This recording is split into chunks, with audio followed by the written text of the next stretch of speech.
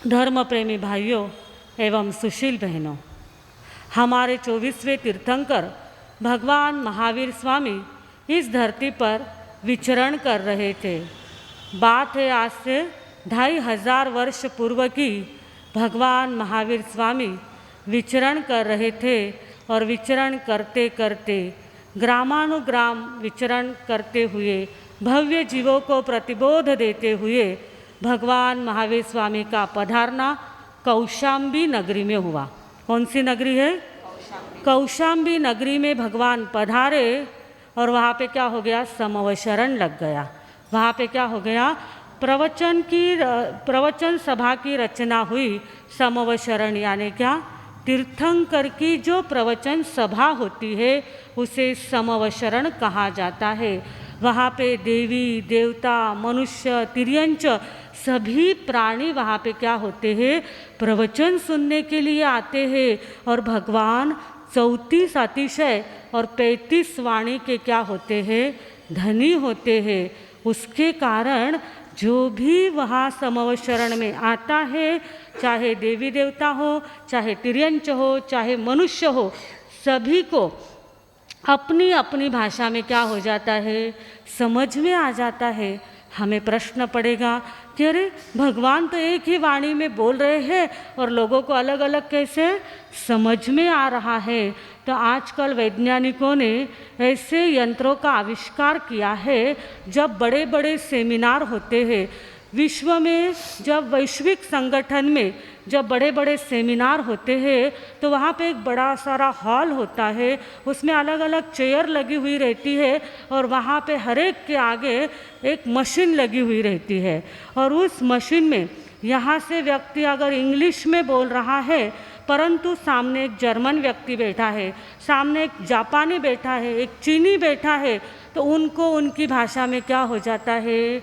समझ में आ जाता है। बोलने वाला इंग्लिश में बोलता है परंतु उनके सामने जो मशीन लगी है उसमें से ट्रांसलेशन होके क्या हो जाता है? उनको अपनी अपनी भाषा में समझ में आ जाता है। आजकल वैज्ञानिकों ने ये प्रयोग सिद्ध करके कितने ही दिन हो गए हैं उनको, पर ये भगवान महावीर स्वामी के समवशरण में आज से 2500 वर्ष पूर्व ऑटोमेटिक यंत्र लगे हुए थे। सबको अपनी अपनी भाषा में क्या हो जाता था? समझ जाता था। भगवान की करुणा इतनी बहती थी, इतने करुणामय वे थे कि वे सबके अंतःकरण तक पहुंच जाते थे।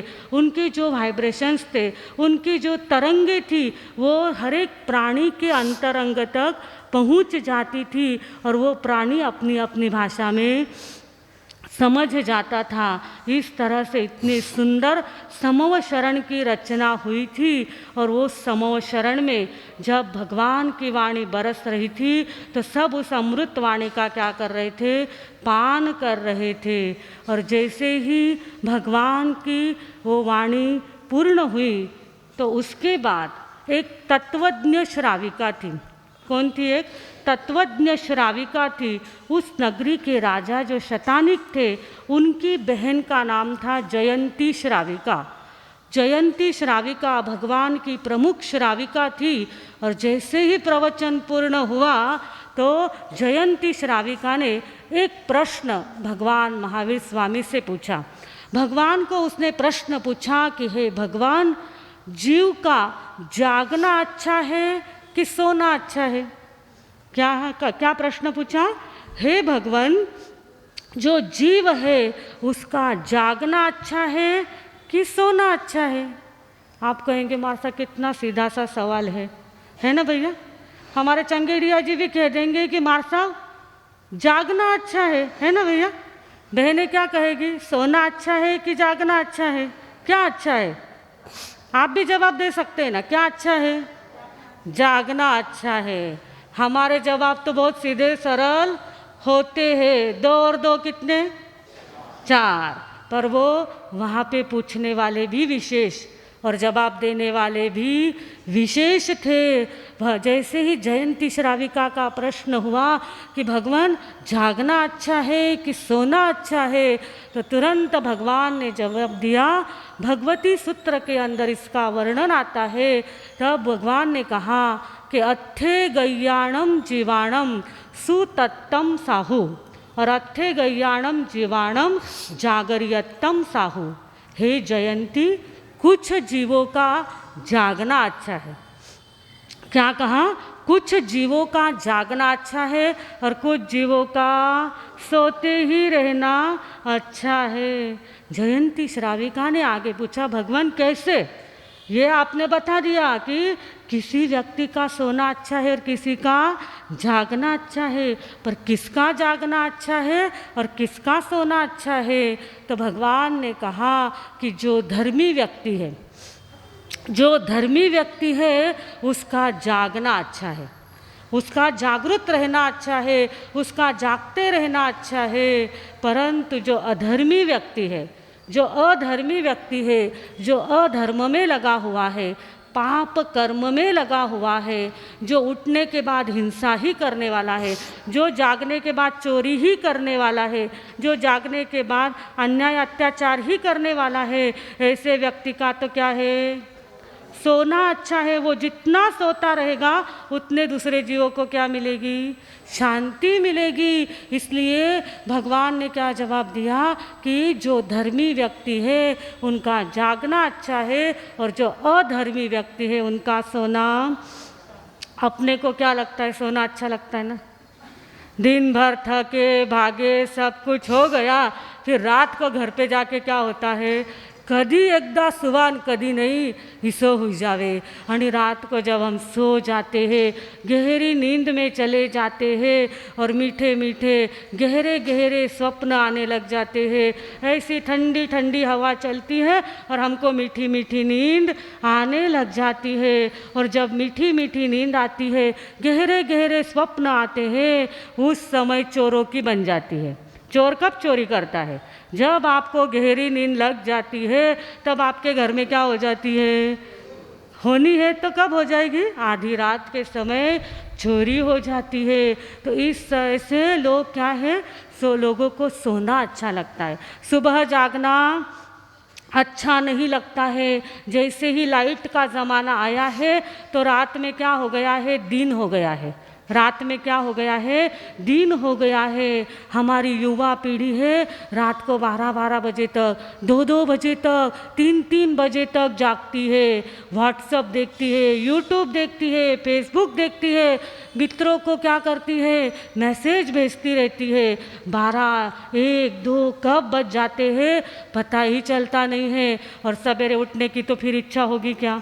जो व्यक्ति रात को 2 बजे सोएगा, 3 बजे सोएगा, उसको सवेरे उठने की इच्छा होने ही वाली नहीं है। और जो बच्चे हैं, जो युवक है, वो आजकल क्या करते हैं? सवेरे 12-12 बजे तक, 1-1 बजे तक, 1:30 बजे तक सोते हैं। हम जब ये बात सुनते हैं ना, अभी मेरे को एक बहन ने बताया कि मेरी बेटी शादी हो गई है, उसको बेटा भी हो गया है और वो कितने बजे उठती है? 1:30 बजे। अभी की बात है। कभी मैंने सुना परसों ही कि उसने क्या कहा मुझे, मार साहब क्या करे आज की पीढ़ी को, 1:30 बजे मेरी बेटी उठती है, कैसे इनको समझाना। तो इस तरह से लोग क्या करते हैं? रात को तो जागते हैं पर दिन में सो जाते हैं। और जिसके ऊपर सुबह सूरज की किरण नहीं पड़ती है उसका जीवन तेजस्वी नहीं बन सकता। जैसे इधर सूर्य का उदय होता है और इधर हम जागते हैं तो हमारी बल, बुद्धि, शक्ति, तेजस्विता सब कुछ क्या होने लग जाता है? बढ़ने लग जाता है। और सुबह के जब सूरज उगने का समय है, उस समय अगर हम सो गए तो हमारा भाग्य भी क्या होने लग जाता है? डल होने लग जाता है। हमारे बुद्धि के शेष डल होने लग जाते हैं, हमारा दिमाग चलना कम हो जाता है। परंतु जो सवेरे जल्दी उठ जाता है उसमें तेजस्विता आ जाती है। कहते हैं सवेरे उठने के बाद, पहले तो सूरज उगते ही उठना चाहिए। जो उठता नहीं है उसके, जो सोते ही रहता है उसके भाग्य भी क्या हो जाते हैं? सोते रहते हैं। कहते हैं नींद खुलने के बाद, सुबह नींद खुलने के बाद जो बैठे रहते हैं, बहुत लोगों की आदत होती है, उठ तो जाते हैं पर अपने ही बेड पर बैठे रहते हैं। और आज बच्चे से लेके बूढ़े लोगों तक सवेरे उठते पहले क्या देखते हैं? क्या देखते हैं सब जन? क्या चेक करते हैं सबसे पहले? व्हाट्सअप चेक करते हैं। मस्त उठ के बैठ जाते हैं पर हाथ में क्या ले लेते हैं? वो मोबाइल ले लेते हैं और व्हाट्सअप चेक करते हैं, किसका आया, किसका गया, किसने क्या समाचार भेजे, कहाँ पे क्या हो गया, ये सारा उसमें देखते रहते हैं। जो उठने के बाद बैठा रहता है उसके भाग्य भी क्या हो जाते हैं? बैठे रहते हैं। जो उठने के बाद खड़ा रहता है उसके भाग्य भी क्या हो जाते हैं? खड़े हो जाते हैं। और जो उठने के बाद चलने लग जाता है तो उसके भाग्य भी क्या हो जाते हैं? चलने लग जाते हैं। इसलिए हमारे ज्ञानियों ने कहा है, उठ जाग मुसाफिर भोर भई, अब रे न कहा जो सोवत है। उठ जाग मुसाफिर भोर भई, अब रे न कहा जो सोवत है। जो सोवत है वो होवत है, जो जागत है सो पावत है। जो जागत है सो पावत है।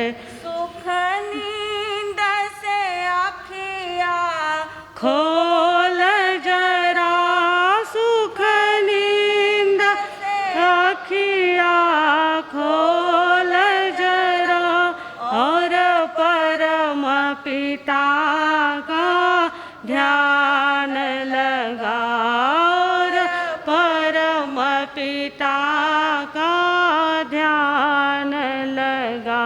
यह प्रीत करन की रीत नहीं, यह प्रीत करन की रीत नहीं। प्रभु जागत है तू सोवत है, प्रभु है तू सोवत है।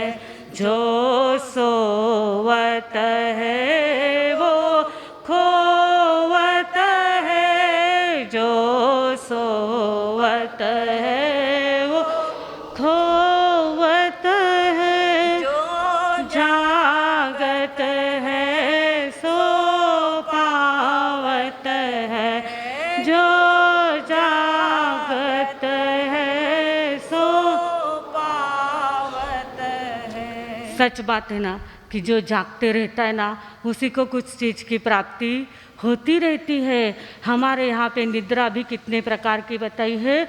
2 प्रकार की निद्रा है, द्रव्य निद्रा और भाव निद्रा। द्रव्य निद्रा से तो हम सभी जाग जाते हैं, द्रव्य निद्रा से सूरज उगने के साथ ही हम जाग जाते हैं, तभी तो यहाँ आके बैठे ना। यहाँ आके क्यों बैठे? जब द्रव्य निद्रा से जागे हैं, हमारे में जागरण आया, तब जाके हम यहाँ पे आके बैठे हैं। परंतु भगवान भाव निद्रा की बात करते हैं। भगवान कहते हैं कि तेरे अंदर जो मोह है, माया है, ममता है, अहंकार है, लोभ है, जब ये बातें तेरे सामने आती हैं तब तू इसमें खो जाता है और सो जाता है। इन बातों में खो के क्या हो जाता है? तू सो जाता है। उस समय तुझे जागना है। कहते हैं या निशा सर्वभूतानां तस्याम जागर्ति संयमी, यस्याम जागर्ति भूतानि तस्सा निशा पश्यते मुनि। जो मुनि होते हैं वो सुबह 4 बजे ब्रह्म मुहूर्त में जाग जाते हैं। उनके भीतर एक जागरण होता है और वो प्रभु का नाम लेते लेते अपनी आत्मा में क्या हो जाते हैं, जागृत हो जाते हैं। सवेरे उठने के बाद प्रभु का नाम लेते लेते अपने अंदर जो दुर्गुणों का जो कचरा भरा हुआ है, जो दुर्गुण भरे हुए हैं, उनको वो हटाने की क्या करते हैं, कोशिश करते हैं। तो इस तरह से हमें क्या करना है, द्रव्य निद्रा तो हमने त्याग दी। हमारे भाई लोग तो क्या है, सवेरे सवेरे आते इतनी सुंदर यहाँ पे प्रार्थना करते हैं, वो तो जागे हुए हैं। अब अंदर से जागना है, और जो अंदर से जागृत हो जाता है वो क्या होता है, स्वयं तो जागता ही है, पर उसके निमित्त से दूसरे लोग भी क्या होने लग जाते हैं, जगने लग जाते हैं, उनके भीतर जागरण आने लग जाता है। तो कहते हैं उपनिषद में और बौद्ध साहित्य में एक बहुत सुंदर कथा आती है कि देखो आदमी को अगर एक बार जागरण आ गया तो वो कैसे जागृत हो जाता है और कैसा अपने आत्मा का दीप जला लेता है। तो कहते हैं एक कोटि कर्ण नाम के, श्रोण नाम के एक राजकुमार थे, सेठ थे एक प्रकार के। इतना ज़्यादा पैसा उनके पास था, तो उनका नाम क्या था, कोटि कर्ण। उनका नाम क्या था, कोटि कर्ण श्रोण। यानी वो जो श्रोण नाम के जो सेठ थे, वो इतने ज़्यादा पैसे वाले थे कि कान में जो कुंडल पहनते थे, कान में जो कुंडल उस ज़माने में पहने जाते थे, तो कुंडल पहनते थे, उनका ही सिर्फ जो मूल्य था वो कितना था, 1 करोड़ रुपया। उनके कान में जो कुंडल थे, यानी एक कुंडल कितना, 50 लाख का, और दूसरा कुंडल कितना, ऐसे कुंडल जिनके पास थे तो बाकी संपत्ति उनके पास कितनी होगी। ऐसे वो कोटि कर्ण नाम के जो श्रोण थे, उन्होंने इतनी संपत्ति उनके पास थी, तो लोग उनको नाम क्या रख दिया, कोटि कर्ण। कर्ण यानी कान, और कोटि का मूल्य, कोटि मूल्य का, करोड़ रुपए का जो कुंडल पहनता है वो कोटि कर्ण। इस तरह से उनका नाम पड़ गया था।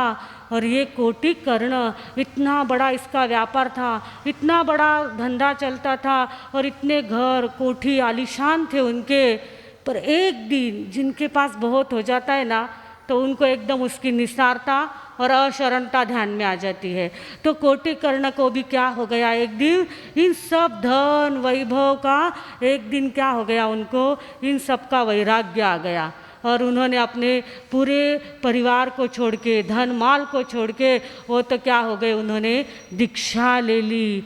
अब जब उन्होंने दीक्षा ले ली, अब सोचो जो अब्जोपति है, जो अब्जोपति है, उसने अब्जो को ठुकरा के दीक्षा ले ली, तो लोगों को आश्चर्य हो गया।